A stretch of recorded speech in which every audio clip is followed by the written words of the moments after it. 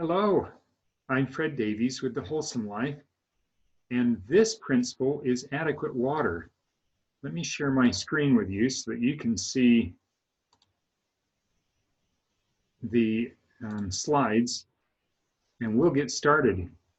We know that our body is mostly water. From birth, we're about 80% water, to death, when we're about 60% water.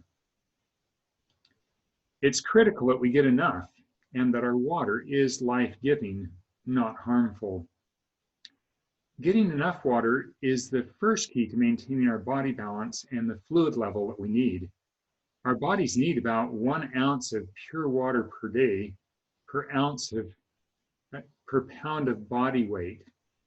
Studies have shown that keeping our body well hydrated with a minimum of 3/4 of an ounce per pound of body weight per day keeps our skin healthy, our bowels working well, and our systems functioning appropriately. This water must be pure. Some recommend drinking only distilled water, but we have found that alkaline water is more helpful than distilled in most cases, unless you're cleaning out. This, of course, we recognize the need for water to be clean and free of chemical contaminants. Those chemical contaminants could include chlorine, fluoride, or many other additives to the water. A good carbon filter will eliminate most of those additives.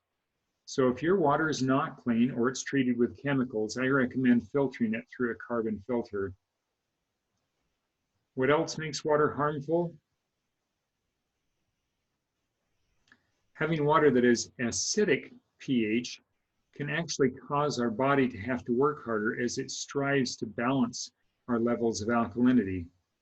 Our blood pH must be maintained at 7.365 for survival, and if we're adding acidic forming water into our body or other acidic drinks, our body systems will pull minerals out from other places that are not as critical, such as nerve sheath, bone, or tissue that keeps us alive. So what waters are properly alkaline? Remember, we need to keep our systems at 7.35 pH, and anything less than 7 pH is acid, and anything above 7 is alkaline. There's also a very common water that's very damaging to our bodies. It is acidic, and it also has had its structure changed from what normal healthy water that falls from the sky or flows down from the mountains. But much advertising has gone into making this water look good for us, so you may be purchasing it routinely or may even have a filter on your own home that creates this damaging water. And this is reverse osmosis water, or RO water. And sometimes it just says filtered on the bottle. It is about 5.5 pH, or very acid. Recall that pH changes logarithmically. So from 7.365 that our blood has to maintain to keep us healthy to 5.365 is not just 2 times, but it's actually 10 to the second, or 10 times 10, which is actually 100 times more acidic than tap water. Our body must give up massive amounts of alkaline minerals from storage that is intended to keep us healthy, just to neutralize this water.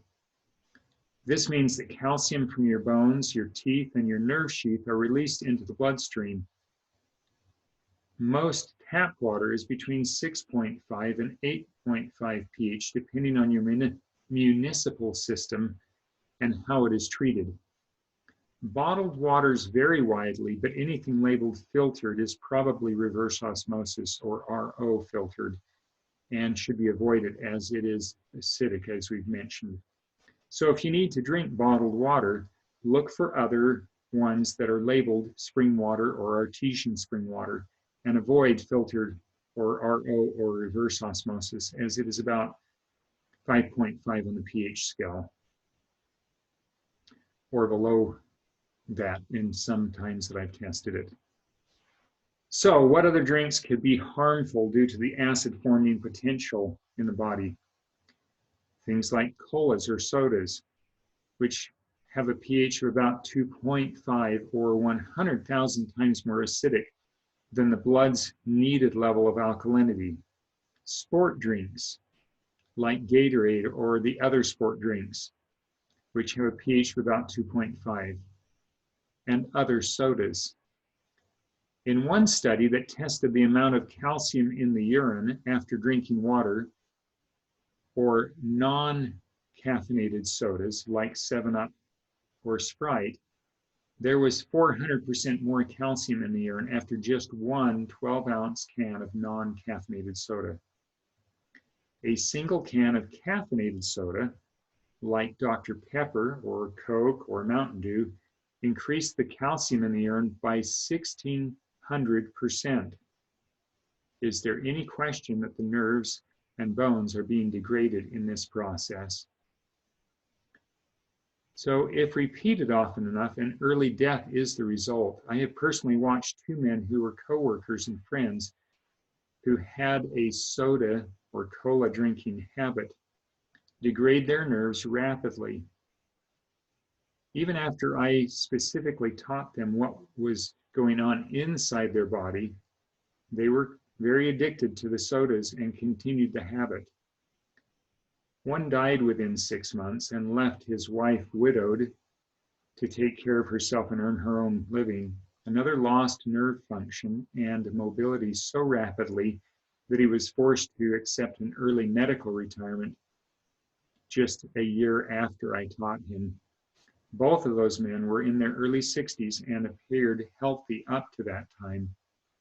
What else besides fresh spring water is good to drink then? Freshly made vegetable juice is about a 9 pH and is very good for you.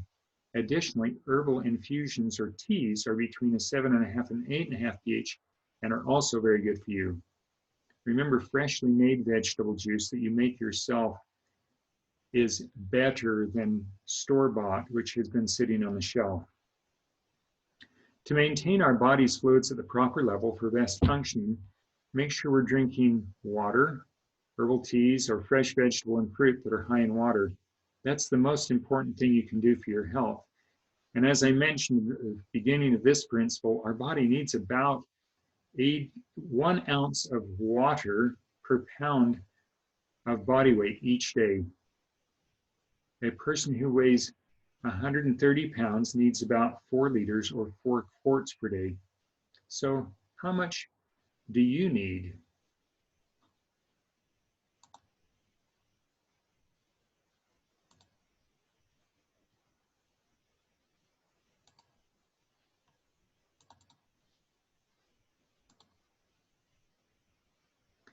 Now that you figured out how much you need, I encourage you to start drinking that amount each day.